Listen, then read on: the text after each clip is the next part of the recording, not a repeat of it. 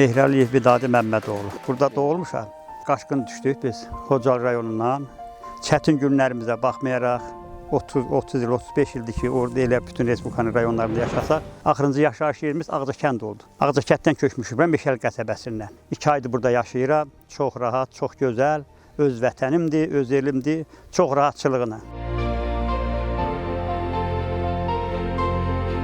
Arıçılıq təsərrüfatı ilə məşğuluq, maldarlığı ilə məşğuluq. Burada çox gözəl şərait var. 25 arı yeşiyim var hal-hazırda. Gələcəkdə də artmaq fikrim var.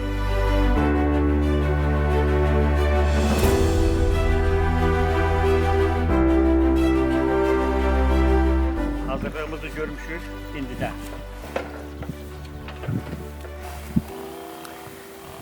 Bu da normaldır hələlik. Bir il Allah şükür gökəbarımız da yaxşı oldu.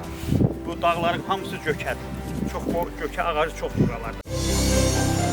Təbiəti gözəldir. Dağı, dərəsi, suyu, havası ən gözəl, gözəl evləri. Da bundan gözəl şərait nə olar ki? Yaşamaq üçün də bu lazımdır. Qaz da var, işıq da var, su da var, hər şey gözəl.